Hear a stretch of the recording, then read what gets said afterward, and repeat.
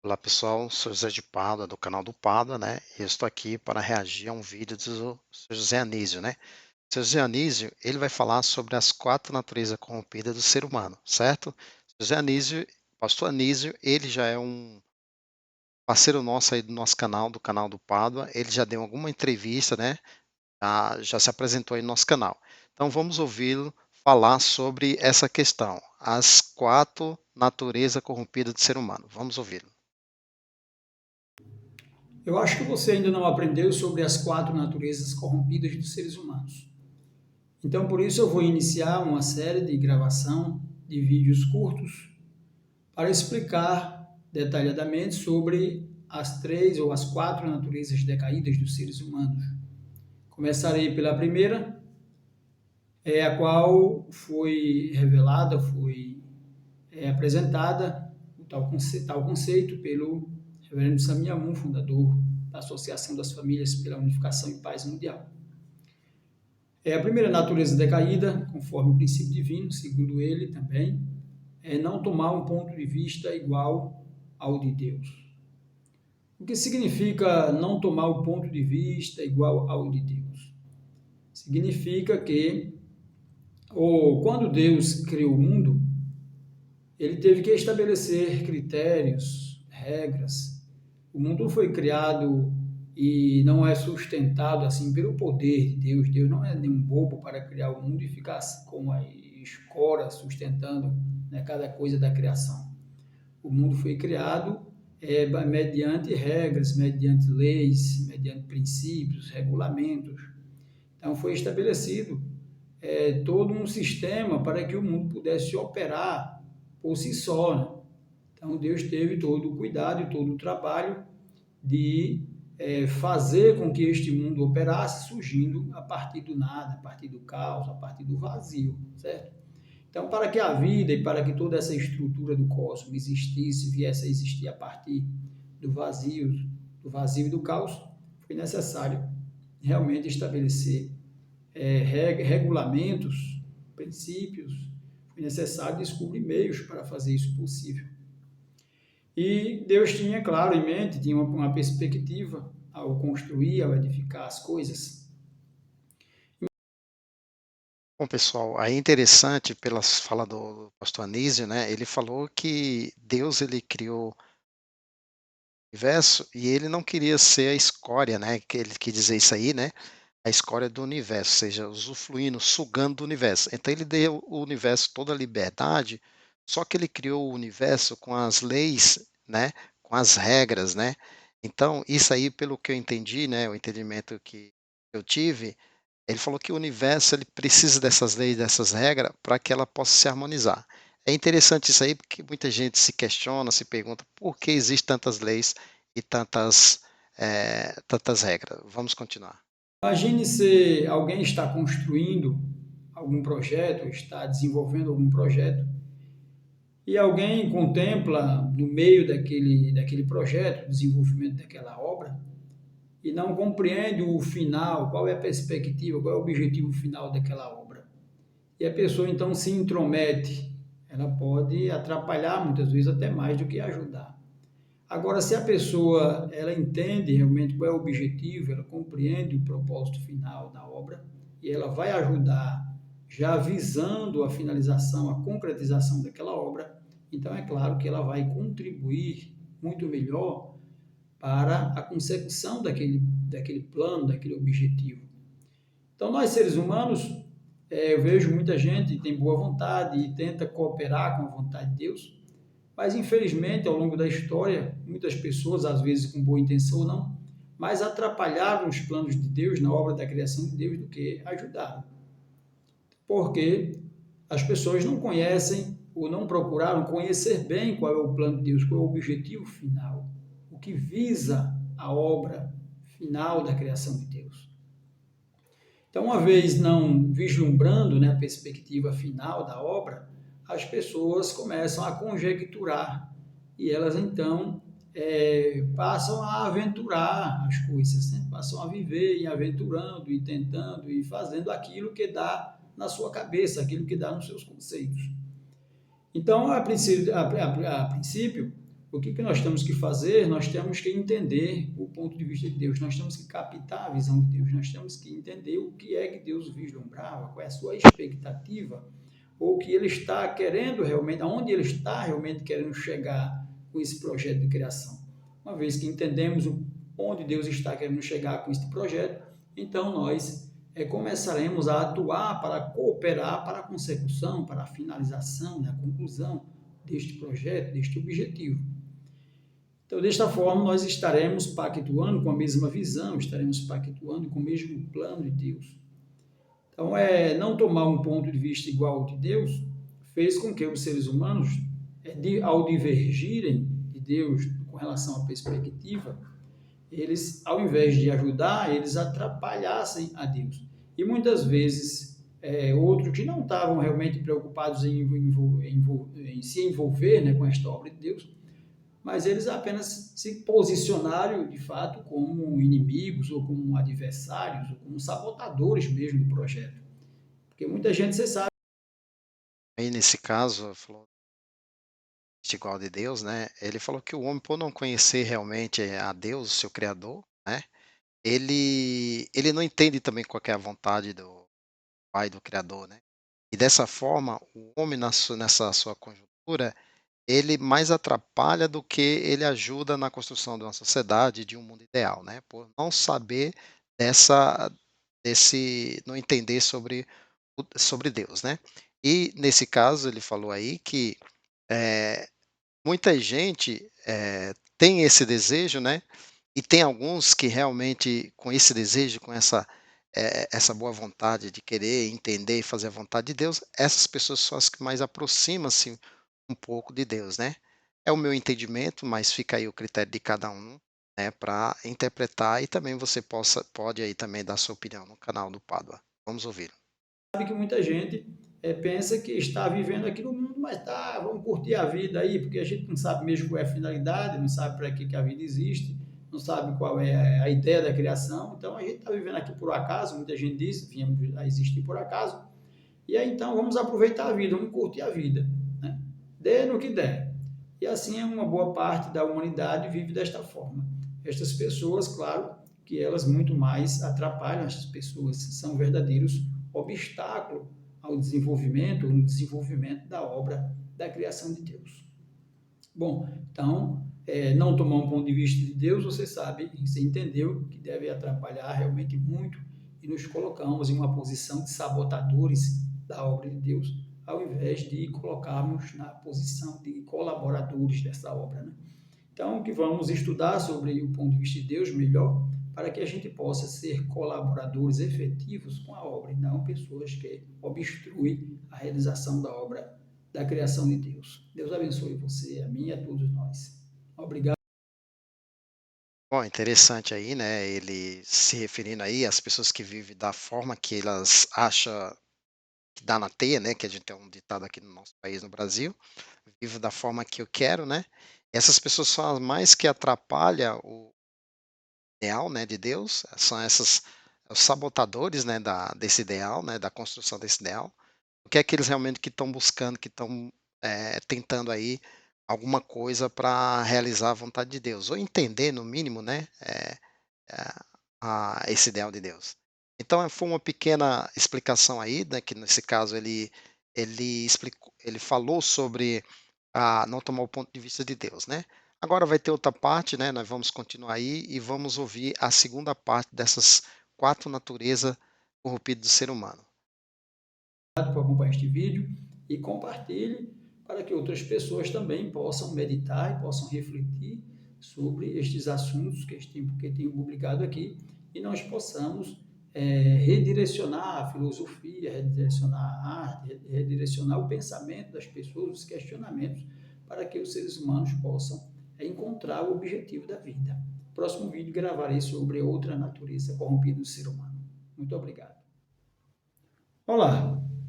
Vamos ao nosso segundo vídeo sobre as naturezas corrompidas dos seres humanos.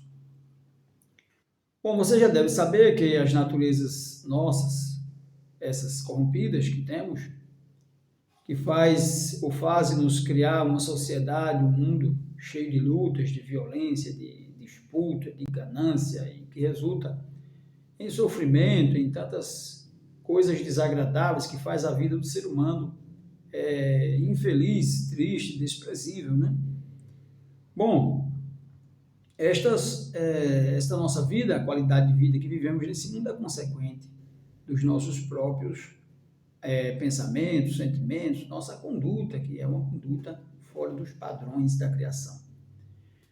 Bom, como as tais naturezas iniciaram na dimensão angélica, no mundo angelical, e eu já fiz um vídeo referindo-me à primeira natureza corrompida, que foi não tomar o ponto de vista de Deus, porque o arcanjo não se encarregou de entender qual era a perspectiva de Deus para a criação e trabalhar para cooperar com a concretização daquela obra, daquele projeto, mas ele se transformou em um sabotador da obra dos planos de Deus, né?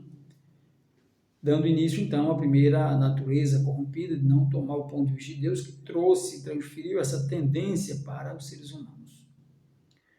O passo seguinte nesse processo de corrupção foi deixar a própria posição. Qual posição? Qual a posição que o anjo tinha que manter, que conservar? É a posição de subordinado perante Deus. Ó, então aí, ele acabou de falar aí, né, sobre a questão do nossos pensamentos primeiramente, né, e nossas ações que constroem a sociedade, né.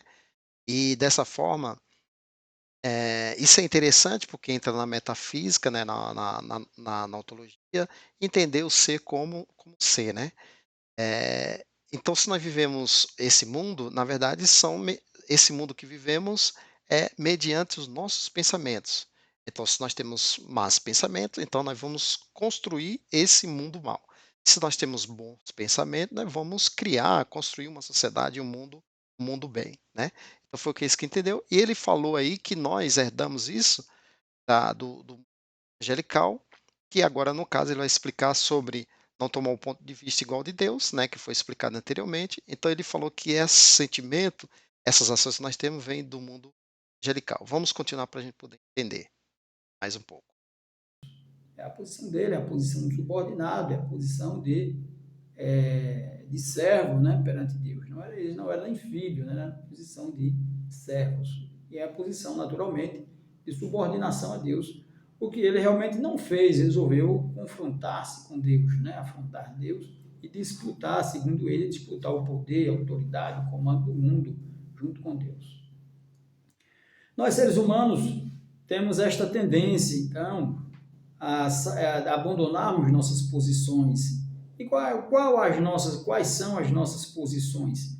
Algumas pessoas pensam que a nossa posição é a posição de gerente, posição de comandante, ou posição de empregado, encarregado, né? Ou posição de líder, posição de pastor, sei lá, de presidente. Nossas posições não são essas, que se refere no princípio escrito pelo reverendo Samião. A posição que se refere às posições originais. Qual a posição original as quais o ser humano devia conservar? Nossas posições originais. Primeiro, nós fomos criados para sermos filhos de Deus e devíamos conservar-nos, manter-nos dentro destas posições, conservando esse padrão como filhos de Deus na nossa conduta, desde os nossos pensamentos aos nossos sentimentos, desenvolvimento das nossas atividades, nossas vidas deveriam manter e conservar esses padrões como filhos de Deus, esta ética, né, como filhos de Deus. E também nós temos outra posição que originalmente é definida pelo princípio, não somos nós nem a sociedade que define tais posições. É a posição de parceiro sujeito e parceiro objeto. Então, o que é, na verdade, a posição de parceiro sujeito e parceiro objeto? Eu sei que muita gente não consegue, nunca sequer ouviu falar nesse conceito. Bom, aí ele já está explicando sobre, né, uma explanação sobre o anjo ou arcanjo Lúcifer, né, que certamente ele está se referindo lá em Judas, que fala que o arcanjo Lúcifer, lá no início da criação do universo, ele falou que ele queria, né, ser igual a Deus, né, e diz lá em Judas, né, subirei ao céu as mais altas das nuvens, né, irei ao trono, né, e serei igual ao Altíssimo, né.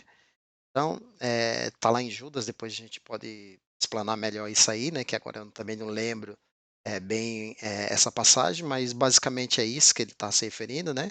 Ele não tomou o ponto de vista esse anjo, o arcanjo não tomou o ponto de vista de Deus e quis ser igual a Deus. Então e a posição desse anjo é uma posição realmente de servo, né, para com Deus, de subordinado a Deus. Então ele queria tanto ser igual como mandar até mesmo nos filhos de Deus, né. Então é isso aí que ele está falando, e ele está explicando um pouco aí agora também sobre a questão da posição, né. Tem muitos que confundem a posição.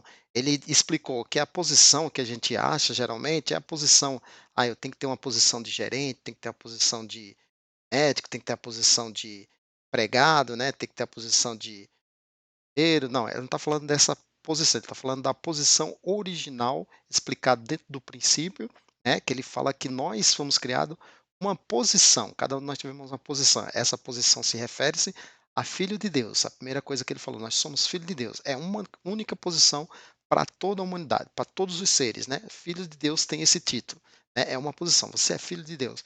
E ele, segundo ele está explicando aí que nós vamos continuar, é sobre a posição de sujeito e objeto. Vamos continuar e ouvir.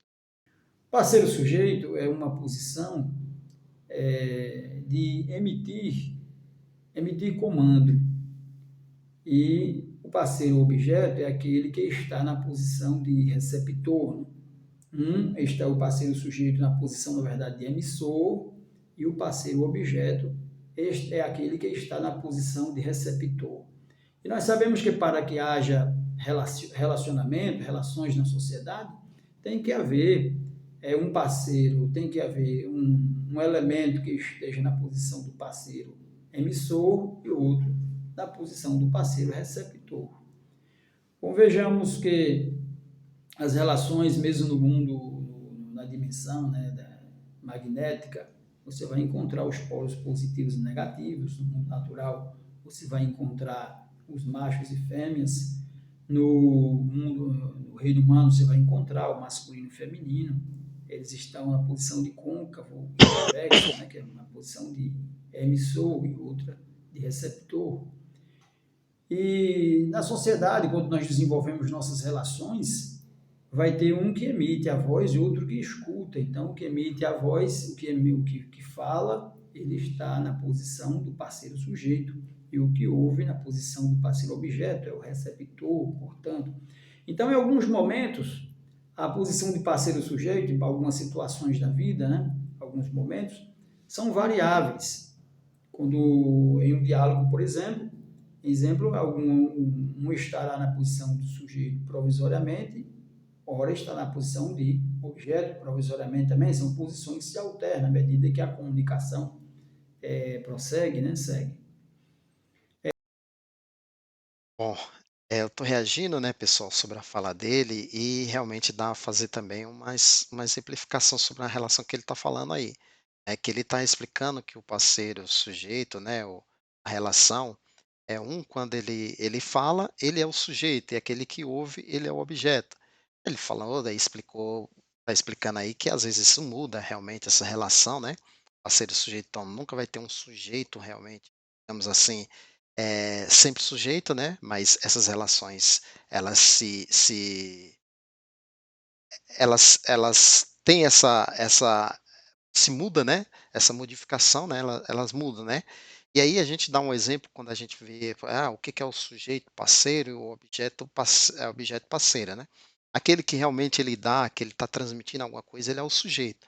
Vamos lá, vamos dar um exemplo na galáxia, né, nós temos a nossa galáxia, então o Sol, ele é o sujeito de todos os outros planetas, né, dos planetas na nossa galáxia. Por quê? Porque ele dá luz, né, ele transmite luz e os outros só recebem, né. Então ele aí, o Sol, ele é o sujeito e o outro o objeto, né. No caso da família, quando a gente dá essa explicação também, né, a família, os pais, né, o pai e a mãe, ele é sujeito e os filhos são objeto, mas por que eles são sujeito e objeto, né? Parceiro sujeito chama-se parceiro sujeito e parceiro objeto, né. Então essa relação na família é quando realmente o pai, porque ele é sujeito, porque ele que traz a comida dentro de casa, ele trabalha, ele se envolve, né, ele paga as contas, né, ele dá chega em casa, ele tem que dar assistência, tem que dar carinho para os seus filhos, né, enquanto é novo, então os filhos é objeto nessa situação, né. os filhos só estão recebendo. Às vezes o filho só estuda, né, e fica ali, né, enquanto é criança, só brinca também, né, vai realmente dar toda essa esse aparato para que o filho se desenvolva sendo sujeito. Então essas relações que ele está explicando aí, realmente ela muda, ela muda constantemente, né. Por exemplo, hoje nós temos a tecnologia, tem muitos pais que não sabem mexer em celular, né, que é da sua geração passada, e hoje os jovens essa relação familiar, né, jovem hoje os filhos já tem muito já nasceu na era da tecnologia, então quando ele vai ensinar para o pai: "Ó pai, o senhor faz isso para você mexer no seu celular, no seu computador", então naquele exato momento, né, essa relação ela mudou, ela interagiu. O filho agora ele é sujeito e o pai vai ser objeto, né. Mas é isso aí que ele basicamente está explicando e é interessante e vamos continuar aí a fala do sionismo, pastor Nícia. Em uma empresa, no ambiente de trabalho, pessoas são definidas em posição de dar comandos, de dar ordem, né, de orientar. Essas posições são posições sujeitos, também são provisórias, posições provisórias. As relações conjugais, elas deveriam assumir uma posição mais efetiva, né? O homem deveria assumir uma posição mais efetiva de parceiro sujeito e a mulher, a esposa, deveria assumir uma posição mais efetiva de parceiro objeto. E qual é a função também, além do mais de parceiro sujeito e parceiro objeto? A função específica, ou as funções específicas do parceiro sujeito, é a função de zelar, proteger e cuidar do parceiro objeto. A função do parceiro objeto é a função de dar uma resposta positiva e cooperar para a perspectiva do parceiro sujeito. Bom, pessoal, terminou, né, o vídeo. É interessante, ele já entrou na relação de casal, né? E a relação do casal é sujeito, parceiro objeto, né? E ele falou também aí que o homem, né, o parceiro sujeito, ele é zelar, ele proteger o parceiro objeto. O parceiro objeto é retornar essa confiança, né, essa parceria também com o seu parceiro sujeito, né. Foi realmente o que a gente entendeu, o que eu entendi, eu particularmente, né. E vai ser interessante, os próximos vídeos que a gente vai reagir aí do seu José Anísio, né, vai ser muito melhor, a gente vai compreender melhor mais essa parte, né, de metafísica aí, né, essa parte mais espiritual, tá bom? Obrigado aí por vocês terem ouvido o canal do Pablo, né, dê seu like, se inscrevam, tá bom? E vamos continuar aí, depois a gente vai reagir mais os vídeos dele, né, canal dele, e não esqueça, né, que aí, a gente vai deixar um link, o link do canal do seu Anísio, né, ele também tem um canal no YouTube, para vocês também ir lá e olharem, verem e ouvirem sobre as suas palestras. Obrigado e até mais, até a próxima.